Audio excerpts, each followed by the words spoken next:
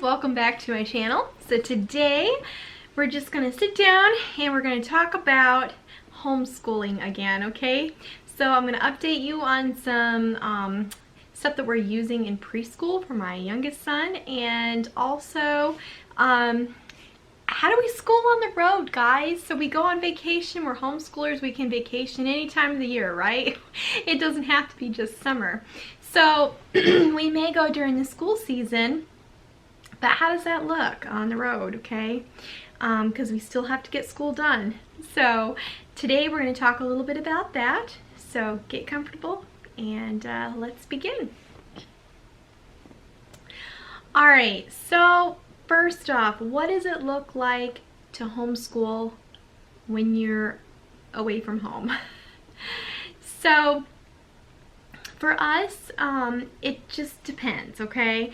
I like to start earlier in the year, okay? So here in Tennessee, school generally starts in August. I'll start in July. It's hot anyway, and so if we start early, then we've got that much more school under our belt before the school year really takes off, so to speak. So that's one way, so that generally we will go on vacation like in September or something like that. School's already back in for the rest of the world, right? And that way we can get cheaper prices on things, and we can homeschool, or not homeschool, but we can go on vacation when there aren't as many people out and about all vacationing. So if we start earlier in the year, we can take that, week or two of vacation without having to worry about bringing school with us. And we just use like educational experiences for school. For example, this past year we went to Hilton Head on vacation in September, and we did a dolphin watch. And that was really cool, and it was also educational because we learned a lot about the dolphins while we were out and about doing that. So that was fun. It's more of like a field trip, so to speak. Now, what about when you're well into the school year and you really need to get cracking on school, okay? The second semester is zooming by and you need to do school, but you have to go out of town. So that happened to us. Here just recently, we were in Florida for close to 2 weeks, and so I packed up certain essential school things for each child. That looks like math, which their math is on the computer, so I just made sure we had the laptops brought and then their math CDs so that they could all do math. We do teaching textbooks, which we love, for math, and it's done on the computer. So I made sure I had their disk and the laptop. That's easy. And then I made sure we had their language arts, which, because we use the Good and the Beautiful, it's kind of all encompassed in one book. It has a lot of different topics and stuff all in one book, so that it doesn't take up a lot of room. So we have the math and the language arts. I have them bring a few books to read, so that's reading. And I also brought history this time because we were kind of behind in history, and I thought, what better way to get caught up than when you're away from the house. You're not necessarily in your normal routine, so you seem to have more time, to do some of these things. And so we were able to get quite a few lessons of history under our belts while we were away. So that really helped. Now, how does that look on a normal day? Well, not every day are you going to get school done when you're away from home. It's just not going to happen. We tried to do it most days, but some days, it was absolutely beautiful, and it's nasty weather up here in Tennessee. So while we were in Florida, if there was a beautiful day, we took advantage of it. We went to the beach or something like that, which, they found shark's teeth on the beach and all kinds of stuff. Field trip? Science? There you go. Anyway, one day we went to the park. It was just such a beautiful day, and they really enjoyed PE, right? There you go.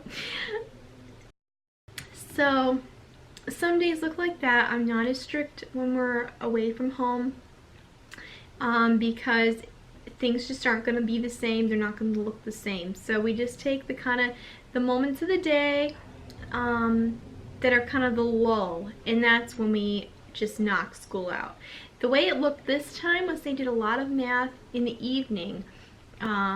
Mike's brothers seemed to be pretty good at math, so I was like, come on over, sit down, help them out with math. So anyway, yeah, they would come over in the evening because they lived next door to Mike's grandparents' house where we were staying, and they would come and sit down with the kids, and I'd have, you know, one with one kid and one with the other, and they would knock out a couple math lessons in evenings. So that was really nice to have that resource. So thank you if you're watching. Really appreciate it. Anyway, it also made it fun for them because it was something different. You know, it wasn't mom teaching them, it was their uncles, and they just love them to death, so it's great. Also, so we would do history upstairs mostly in our room, and just knock out a few lessons, you know, and like I said, when there was a lull in the day, when we weren't going anywhere, or when we were just home, and we would knock out history and handwriting. I would have them work on their handwriting. That was also something that I brought with us. It's something easy to do, you know. And then for Caleb, I would sit with him. He didn't feel very well for a week while we were down there, and so we would sit on the bed and just snuggle and do some of our schoolwork assignments together, and he just thought that was the best thing ever. So it's gonna look different for everybody, you know, schooling on the road and away from home. Sometimes it's going to be very hands-on and on location, just depending on where you're at and what you're doing. But generally during the school year, I will bring the basics with us, and as able, we will knock subjects out, you know. A lot of times they won't do school when we're in the car, but we do have the Jonathan Park series. If you have not heard of that and you have kids around my kids' ages, totally recommend that. So yeah, probably ages 7 and up, you know, 6 and up, somewhere in there. It is just a whole lot of fun, and it's creation science essentially. So they're learning a lot of different things, but it's in a story format and an adventure, and the kids listen to that like all the way down and all the way home. There's so many series of them, so you can listen forever, I think. But anyway, usually on Black Friday they're on a really good sale, and so I had picked up several because they were on an extra good sale this past Black Friday, and so the kids each had one of those in their stocking this year. So lots of fun there.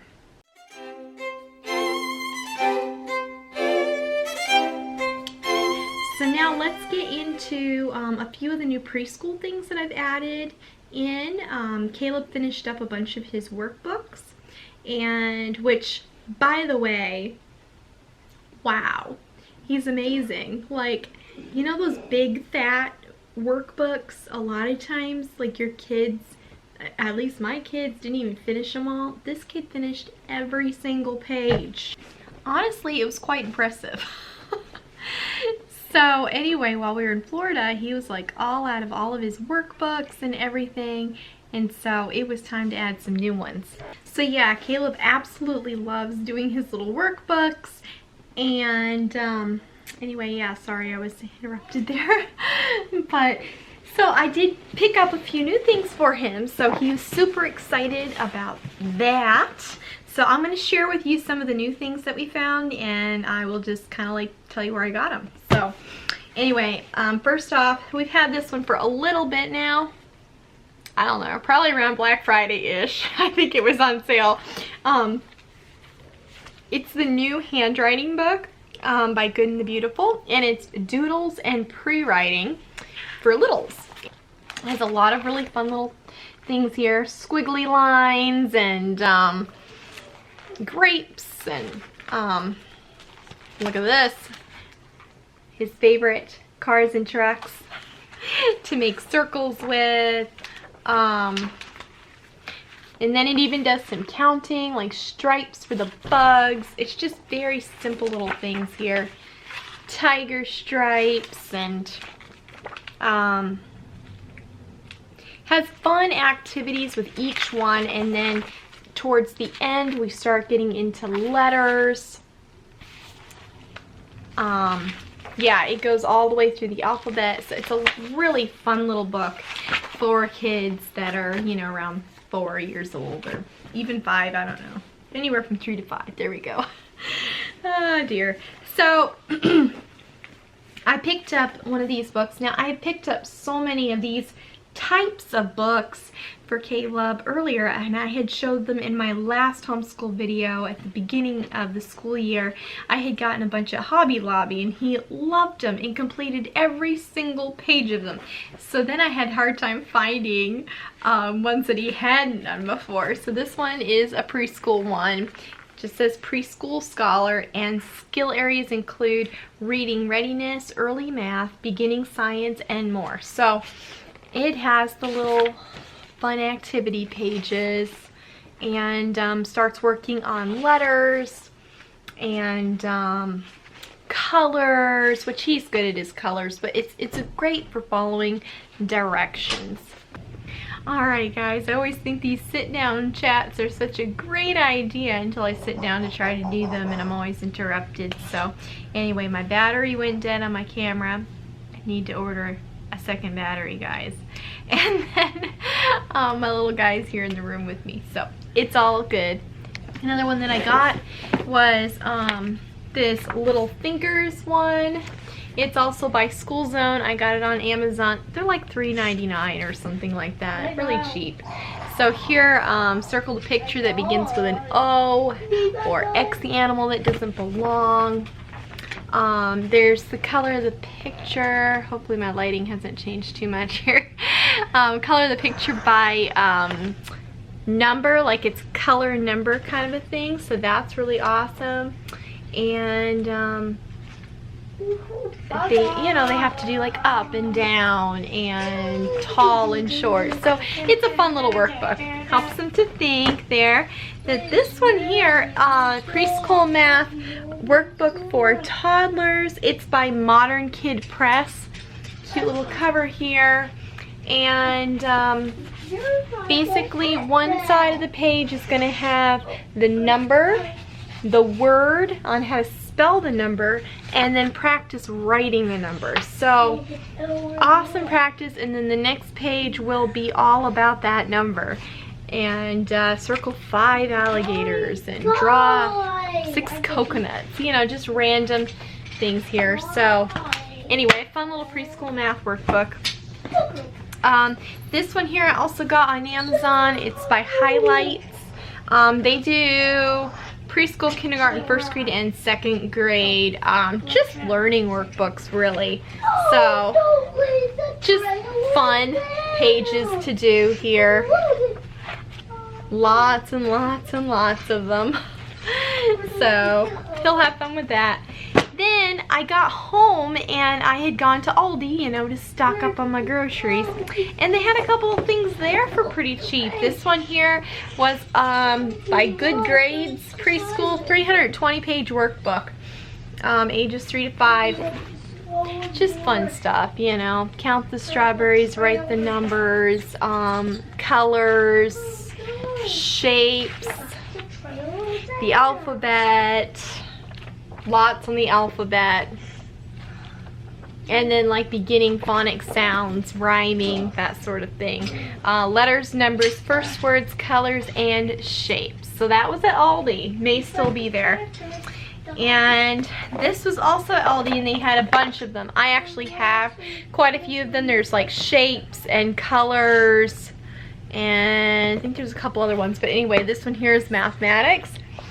So as you can see, it'll give you the number, and then you match it up to the number sequence that adds it. He loves puzzles and he loves numbers, so this really was fun for him. So there's 30 30 different ones, little sets, and just teaches basic math skills. So anyway, he's enjoying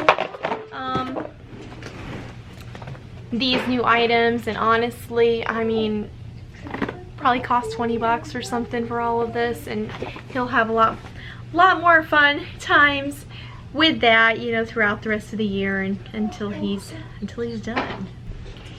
Anyway, guys, I hope this helps just to kind of give an idea of how we school when we're away from home, and also just some ideas of some fun little preschool workbooks for your kids that might be between the ages of 3 and 5.